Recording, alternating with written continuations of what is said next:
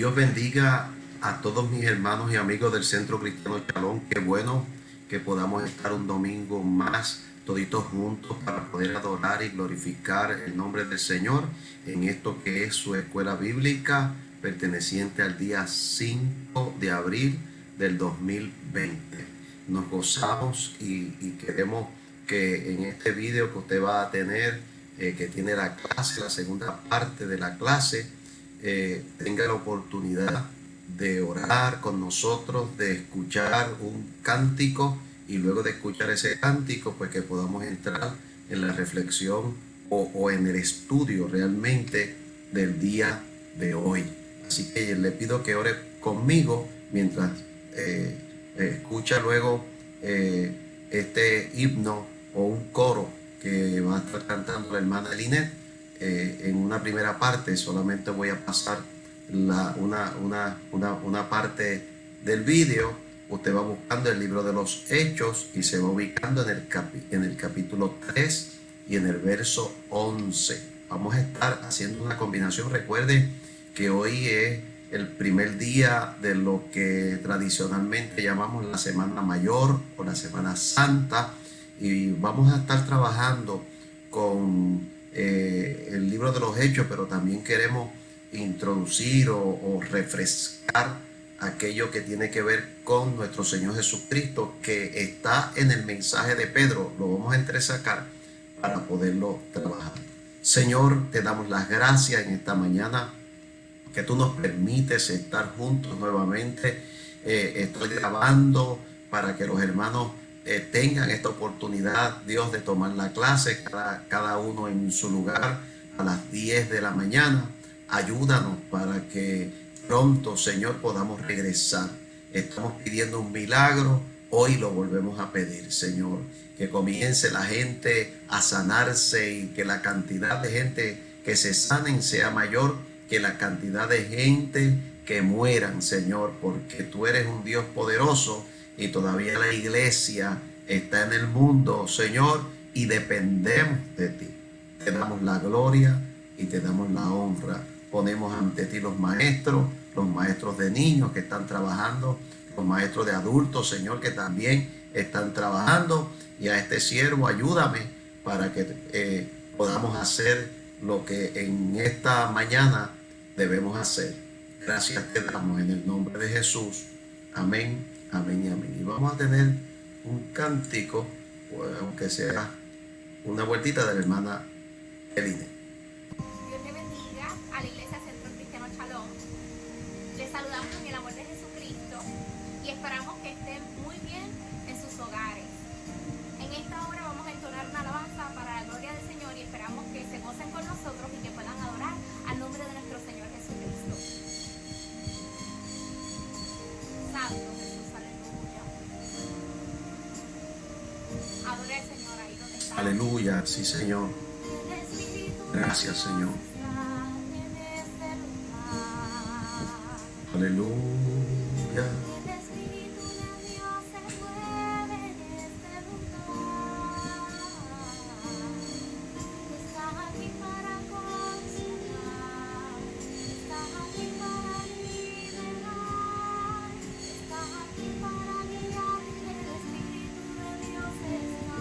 Amén.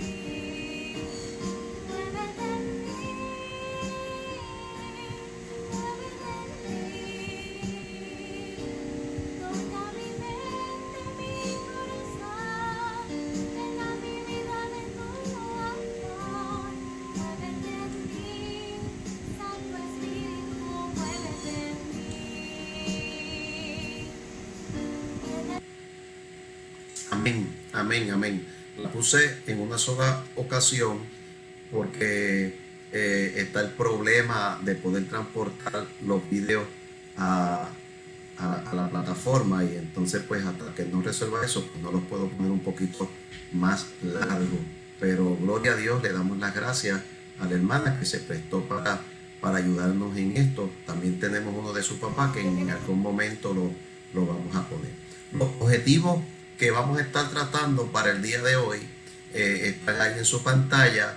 Repasar las bases del Evangelio en cuanto a la predicación. el Señor nos mandó a predicar y a ser discípulos, y esas bases son las que estamos tratando de proyectar el proceso de la muerte de Cristo por nuestros pecados, y de eso es que vamos a hablar. Recuerde que esta es la segunda parte de un estudio que comenzamos la semana pasada en el libro de los Hechos, en el capítulo 3, y quiero dar un repaso de algunos conceptos que luego de la clase algunos hermanos nos llamaron, sobre todo maestros, y que quieren que esté un poquito más claro. Así que quiero hacer un repasito en esto. Primero quiero hablar de la información que les di, que tiene que ver con las vigilias y que tiene que ver con lo que son los horarios para el tiempo de Jesús. El pueblo judío, a pesar de que estaban dentro de lo que es el pueblo romano, y que a nosotros pues prácticamente tanto las leyes como los horarios y muchas cosas que nosotros, y cuando digo nosotros hablo de Puerto Rico y del mundo de hoy, utilizamos, vienen de Roma, vienen de los romanos, pero los judíos tenían como quiera, conservaban dentro de sus rituales unos horarios, y aquí en esta parte, a pesar de que la salida del sol es un promedio de las 6 de la mañana, hay que ver que los horarios comenzaba, la primera hora era de 6 hasta las 7. O sea, ese es el camino de la primera hora, y luego la segunda hora a las 8 y la tercera hora a las 9. Por eso es que cuando habla de la hora tercera del día, se refiere a las 9 de la mañana. También la cuarta hora, que es de 9 a 10, de 10 a 11 la quinta, y de 11 a 12 la sexta. Cuando habla de la hora sexta, pues está hablando de la hora de las 12 del día, que usted lo va a encontrar en ocasiones, digo, y en los evangelios aparecen estos horarios. La hora, voy a brincar hasta aquí, la hora novena, que son las 3 de la tarde, y luego las 12 horas concluían a las 6. Aunque es en la salida del sol y en la puesta del sol, pero para efectos nuestros, vamos a decir que es de 6 a 6. En la noche no se contaba entonces por horario, se contaban las vigilias de la noche. Y las vigilias de la noche, que consta de 3 horas, pues empezaba de 6 a 7, de 7 a 8 y de 8 a 9, que hay 3 horas. Esa era la primera vigilia. La segunda vigilia, entonces, de 9 a 10, 10 a 11 y 11 a 12, es la segunda vigilia. Y la tercera vigilia hasta las 3 de la mañana, y la cuarta vigilia, que empieza a las 3 de la mañana y termina a las 6 de la mañana o a la puesta del sol, cuando se habla que el Señor iba a orar, y en los evangelios habla de la tercera, de la cuarta vigilia de la noche, pues se refiere a esta madrugada, lo que nosotros llamamos madrugada, diferente a nosotros que tenemos contamos las horas y los días de 12 de la noche a 12 de la noche del otro día. O sea, muy diferente. Esto hay que saberlo, porque si no, entonces usted encuentra ese concepto dentro de lo que es la Biblia, y si no lo entiende, pues no sabe a qué horario es que se está refiriendo. Quiero también repasar algo que tiene que ver con la puerta de la Hermosa. Esta fue vamos a decir, lo que yo presenté, el templo, que yo te presenté el domingo pasado. Hice referencia a la puerta de Susa, que es una puerta que está en el muro, pero aquí hay una escalera. Yo se lo voy a presentar ya mismo en otra lámina. Hay una escalera, luego llega a donde es uno de los atrios y pasa, y hay otra puerta acá para entrar al atrio donde se hacían los sacrificios y donde podían entrar solo los hombres. Recuerde que las mujeres no podían entrar al atrio de los sacrificios, y tampoco podían entrar los gentiles. Entonces, pues esta puerta algunos estudiosos la ponen como la puerta de la hermosa, el Beautiful Gate, la puerta de la hermosa. La información que yo les di decía que probablemente era la de Susa. Si lo vemos desde un poquito más adentro, este es también otra versión. Este es el muro. Aquí ven que está la puerta, por aquí está la subida, y entonces esta la marca como la puerta de la hermosa.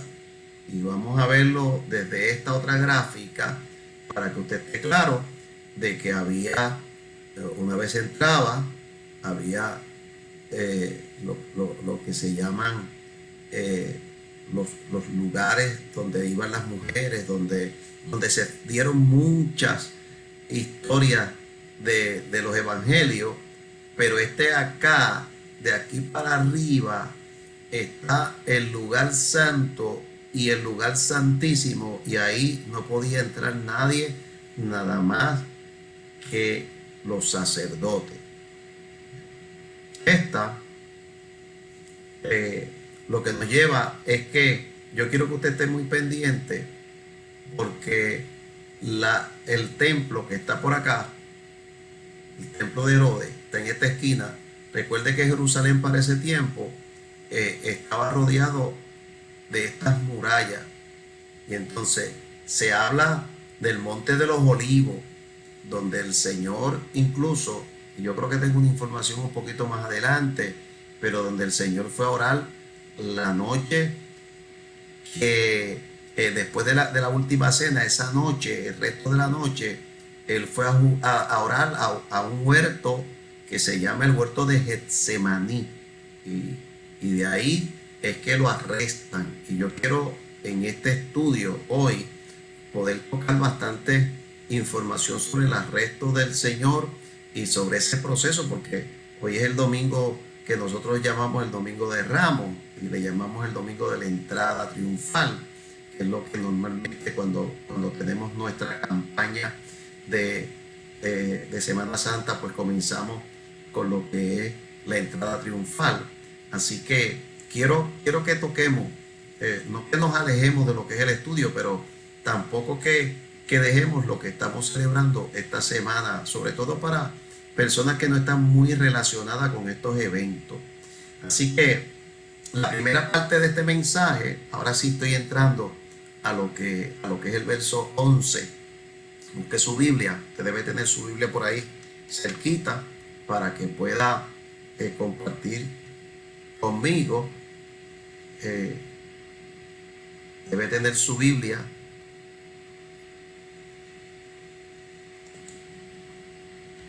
Seguimos. Debe tener la Biblia a mano, y mire cómo dice ese verso 11: y teniendo asidos a Pedro y a Juan. Recuerde que de donde venimos es que Pedro y Juan estaban entrando al templo a la hora de la oración, que era a las 3 de la tarde.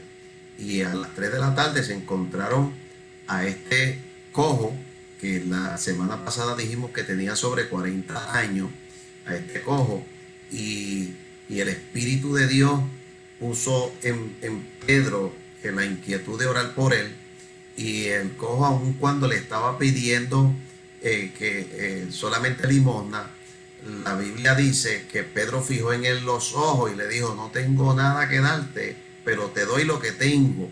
En el nombre de Jesús, levántate y anda. Y inmediatamente dice que lo agarró por la mano y lo levantó.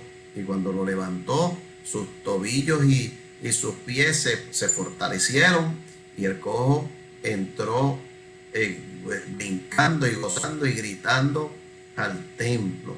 Y ese verso 11 es que el que amarra esa experiencia.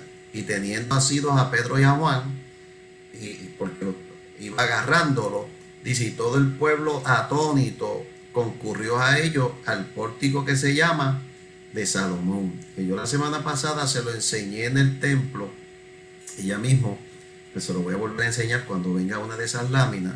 El pórtico de Salomón, que es entonces donde se podía los, los judíos pues podían ir y podían incluso pues hablar y levantar allí, no una predicación, porque para ese tiempo no se hablaba de predicaciones, se habla del concepto de hablar la palabra de la ley y de lo que tenía que ver con los judíos.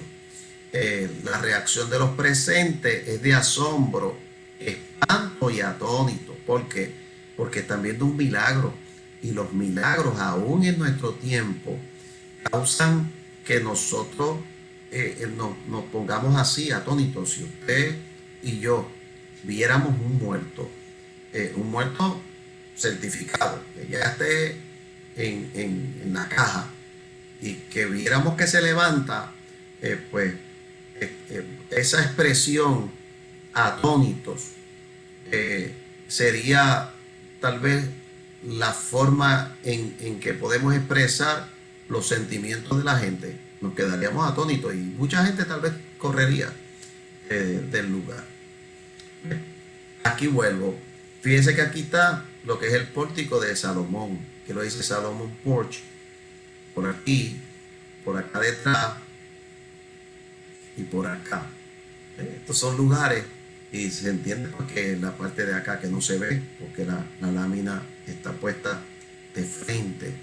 Y en el pórtico de Salomón es el lugar entonces donde Pedro va a entrar en esta nueva predicación, lo que estamos nosotros narrando. Ahí viendo esto, Pedro respondió al pueblo: varones israelitas, ¿por qué os maravilláis de esto? ¿O por qué ponéis los ojos en nosotros como si por nuestro poder o piedad hubiese hecho andar a este? Fíjense lo claro que Pedro está de que el poder que emanó de él, lo que salió de él para sanar al enfermo, no es de él per se, sino que es del Espíritu Santo. Que en la semana pasada le decíamos, el poder es del Espíritu Santo y la autoridad está en el nombre de Jesús. Él utiliza la autoridad en el nombre de Jesucristo de Nazaret y lo levanta con el poder del Espíritu Santo. Entonces él dice, porque están maravillándose y ponen en nosotros los ojos. Mire, en este tiempo hay quien hace si pudiera hacer un milagro mucho más pequeño que ese, entonces quisiera que lo estemos adorando y que estemos diciendo el hermano tal, la hermana tal, porque ese es el que tiene el poder. El poder no es suyo, el poder es del Espíritu Santo y de todo aquel que cree. Por eso es que la semana pasada le decíamos que usted y yo, si estamos llenos del Espíritu Santo, si hemos sido bautizados, podemos orar en el nombre del Señor para que la gente se sane. Y pudiéramos, el Señor dijo, cosas mayores que estas vosotros harán. Pero si nosotros no lo creemos, si dudamos, si creemos que solamente son personas especiales que tiene Dios, que los tiene, hay ministerio, yo lo sé, y hay dones, yo lo sé, y hay gente que tienen ciertos dones, también lo sé, pero lo que estoy tratando de llevar es que usted y yo busquemos, como dijo el apóstol Pablo, los dones mejores. O sea, que usted y yo también tenemos que tener algún don. ¿De cuál es el don? Pues hay que identificarlo. Dice, Pedro estaba consciente que lo que pasó no provenía de él.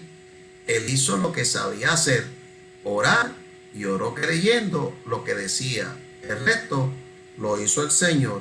Y vamos a ver aquí lo que dice Santiago, cuando dice que la oración de fe sanará al enfermo. Eso es cuando llamamos a los ancianos para que unjan con aceite y el Señor lo levantará.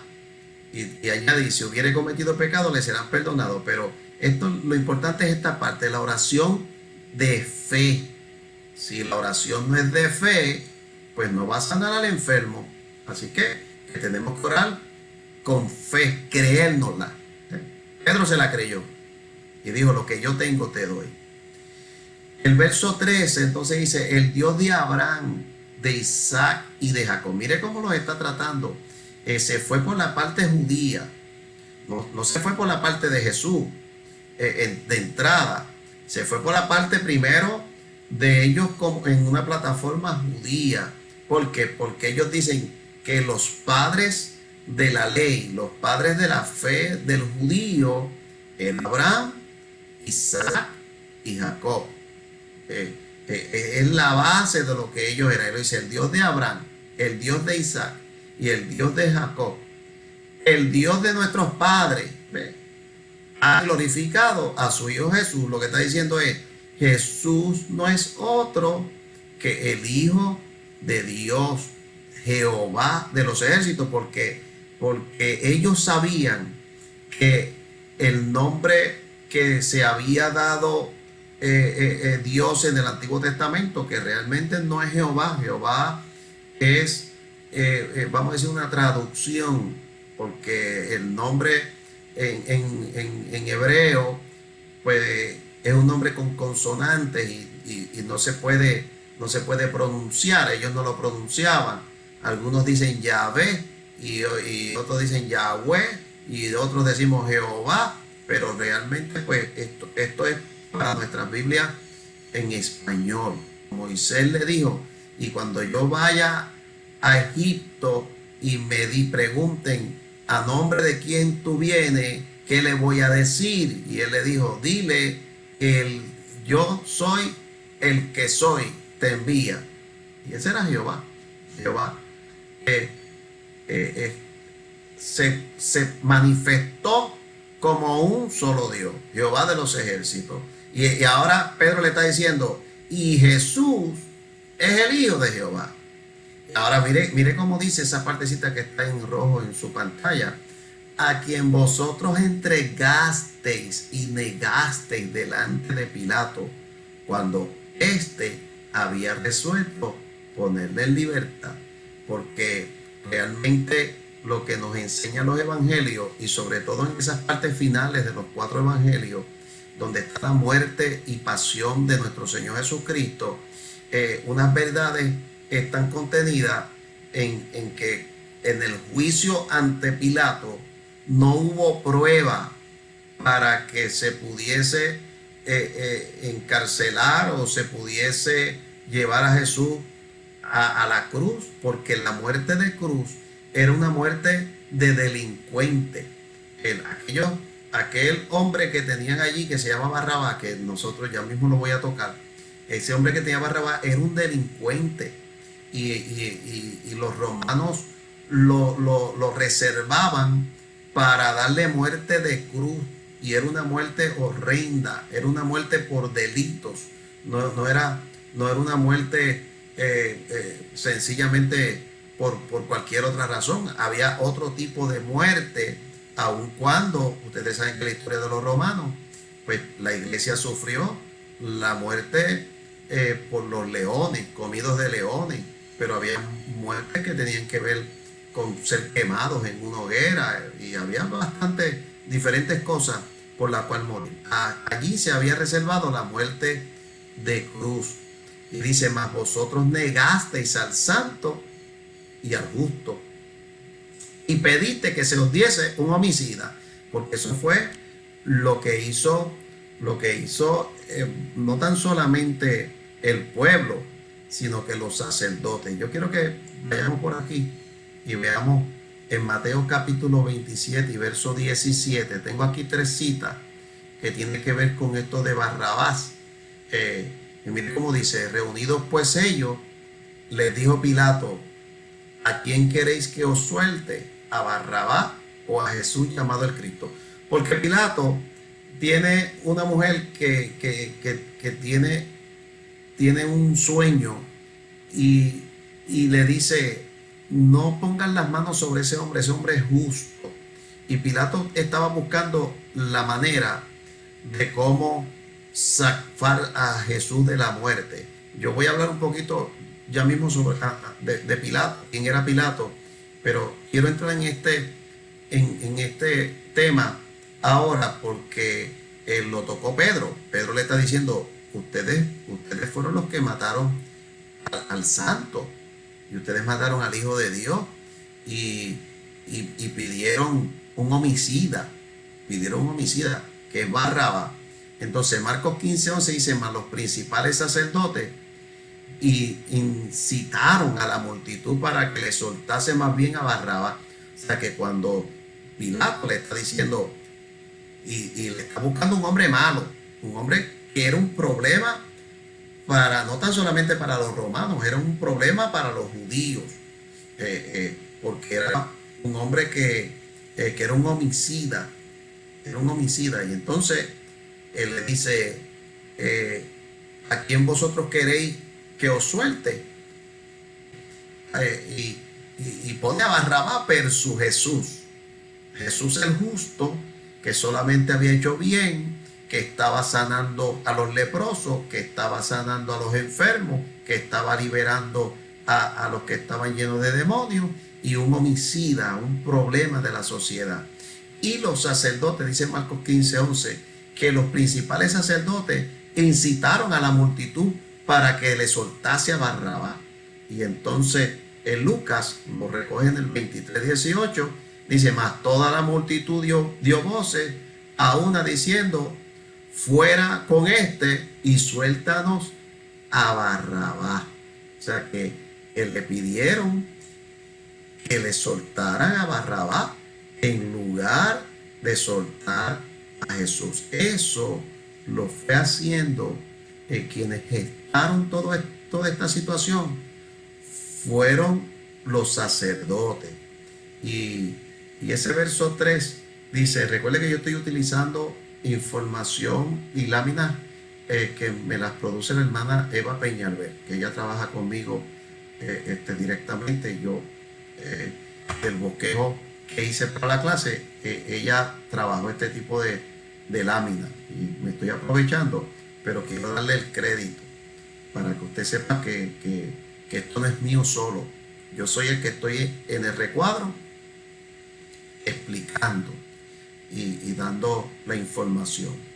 El Dios de Abraham, de Isaac y de Jacob, históricamente esta es la manera de identificar al Dios de Israel. Es decir, que me fui para atrás y es para adelante. Y los hizo responsables de la muerte de Jesús, o sea, los judíos. Pero no solo el pueblo judío fue responsable de la muerte de Jesús, los romanos, los gentiles también eran responsables. Los romanos no habían crucificado a Jesús sin presión de los líderes judíos, y los judíos no podían haber crucificado a Jesús sin la aceptación de los romanos. ¿Por qué? Porque los judíos, aun cuando tenían o podían hacer unos ciertos juicios, no podían llevar a nadie, llevar a nadie a la muerte. Eso no lo podían hacer. Lo que hacían es que le daban azotes a la gente y ya, pero no podían matarlo. Tenían que matar a los romanos, y por eso es que ellos lo llevan a los romanos. Yo voy a dar unos textos para que usted vea de esa madrugada, porque esto comienza en la madrugada, no en la mañana como nosotros decimos, en la madrugada, cómo fue que fue pasando Jesús por este suplicio.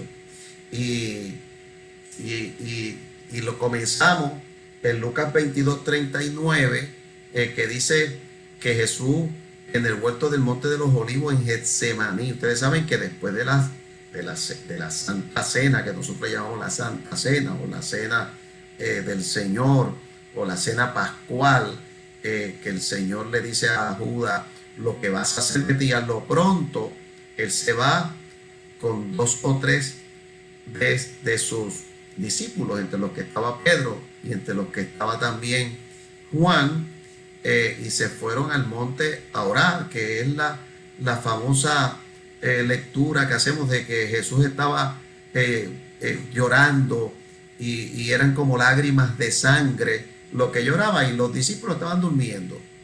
Y eso nos da una enseñanza, porque hay momentos de dormir y hay momentos de velar. Ellos no se discernió, no sé si eso está bien, es de discernir, no pudieron discernir la necesidad de orar esa noche, lo que venía. Jesús lo sabía, y como lo sabía lo que vendría en ese próximo día, lloraba pidiéndole al Señor que si era posible pasara de esa copa, pero que no se hiciera su voluntad, sino que se hiciera la del Padre. Y en Lucas 22:39 dice eso, y saliendo se fue como solía, porque Jesús solía orar en la madrugada, al monte de los olivos, y sus discípulos también le siguieron, fueron con él, estuvieron allí, estuvieron durmiendo, bueno, pero estuvieron allí. Y luego en la madrugada, que entonces que se da esa segunda escena, y esa guardia fue y arrestar a Jesús, y la escena esta donde Pedro saca su espada y le corta la oreja al siervo del sacerdote, y entonces el Señor tiene que intervenir y tiene que sacar la oreja, etcétera, etcétera, y se llevan a Jesús arrestado porque Jesús se deja arrestar.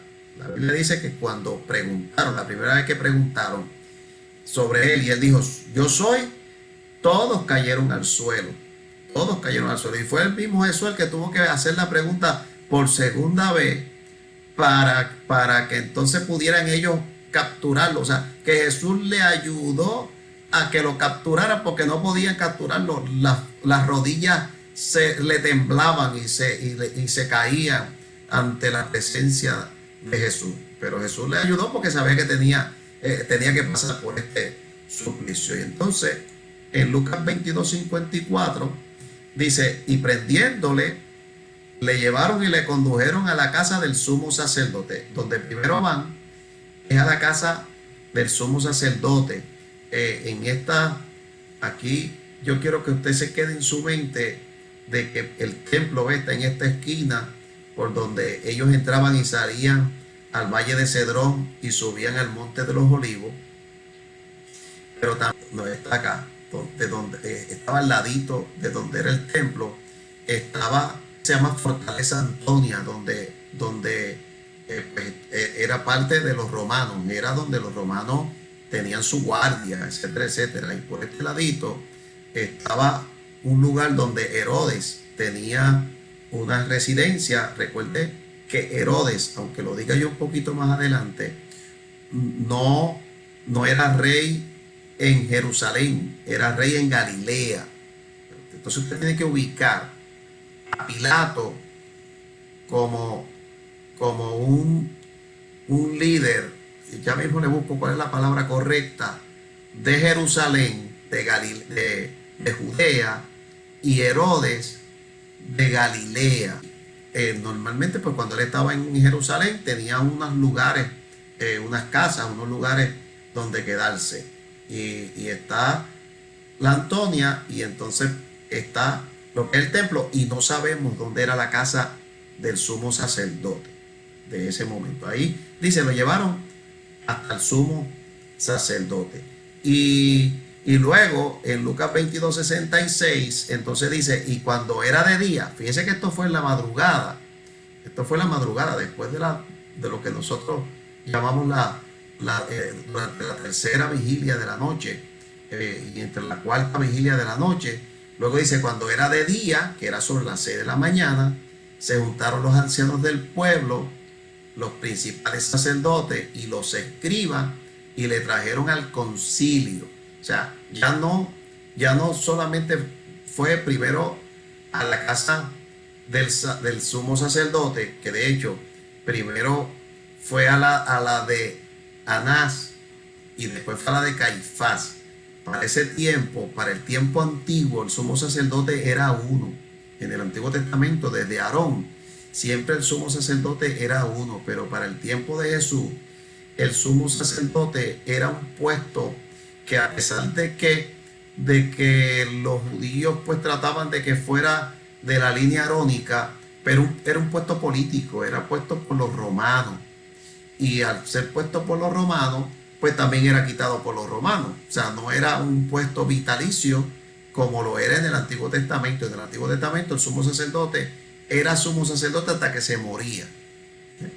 Y acá pues no es vitalicio. Entonces, a pesar de que los romanos quitaban en el tiempo de Jesús, quien era sumo sacerdote era el yerno de Anás, que era Caifás, y a pesar de que Anás no era el sumo sacerdote, pero para efectos de los judíos, todos los sumos sacerdotes que estuviesen vivos, para ellos todavía eran parte del Sanedrín y eran parte de lo que era el cuerpo de ancianos del pueblo, y eran principales sacerdotes. O sea, los pueblos pues los seguían honrando como sacerdotes. Por eso es que dice que cuando se juntaron de día, vino lo que se llama el Sanedrín. Escucha esa palabra, Sanedrín, que es el grupo de 70 ancianos más uno, que es el sumo sacerdote, 71, que hacían el concilio. Era la ley de los judíos. Entonces ellos lo llevan al Sanedrín y le dice: ¿eres tú el Cristo? Dínoslo. Y le dijo: si os los dijere, no creeréis. Esa fue la respuesta de Jesús. O sea, Jesús no le dijo: sí, yo soy el Cristo, yo soy el Mesías. Lo que le dijo fue: no te voy a contestar, porque si te contesto no vas a creer, y esto es asunto de creer. Si no puedes creer, entonces ¿para qué quieres que yo te convenza de otra cosa? Así que los miembros del concilio, habían unos miembros del concilio, no todos eran malos, no todos eran malos. En Juan capítulo 3, verso 1, habla de Nicodemo. Había un hombre de los fariseos que se llamaba Nicodemo, un principal entre los judíos, que ustedes saben que fue el que fue de noche a hablar con el Señor. Pero de esa experiencia se convirtió en un seguidor del Señor. En Lucas 23:50 dice: había un varón llamado José de Arimatea, que es quien intercede para que el cuerpo sea quitado y quien pone la tumba, porque era un hombre rico. Y de hecho estos sacerdotes y estos ancianos y esta gente eran gente rica, gente acomodada. Era de la ciudad de Judea y era miembro del concilio, pero era un varón bueno y justo. Añade Lucas en su interlocución: era un varón justo. Y dice: fue a Pilato y le pidió el cuerpo de Jesús. Eso lo hizo José de Arimatea y los que estuvieron envueltos en el entierro de Jesús y en hacer aquellas cosas que los judíos tenían que hacer para enterrar a alguien, fueron José de Arimatea y Nicodemo, en ese orden. Entonces, el Sanedrín, ¿ve? Cuando llevan al Señor al Sanedrín, con gran probabilidad, a diferencia de la casa de Anás y de la casa de Caifás, estamos hablando de un lugar en el templo, que era el lugar donde el Sanedrín se reunía. Era un lugar en esta forma, y pues aquí se sentaba el sumo sacerdote, y entonces por aquí estaban los que componían el concilio. No todos eran sumos sacerdotes, y eran de diferentes partidos. Habían fariseos, pero también habían saduceos, y habían escribas. O sea, habían diferentes. Y vamos a poner: era el concilio judicial más importante entre los judíos. Era precedido por el sumo sacerdote y compuesto por 70 ancianos. Recuerda que se los dije. Y de la aristocracia de los sacerdotes y escribas. Estos no podían aplicar la pena de muerte. Pero a pesar de que no podían aplicar la pena de muerte, los romanos, por tal de que no estuviesen haciendo revuelta, trataban de mantenerlos, buscaban la forma de cómo mantener esta gente contento. Los principales del concilio es Anás, el sumo sacerdote, que fue puesto por los romanos, y Caifás, su yerno, que fue el que ocupó el lugar para el tiempo de Jesús.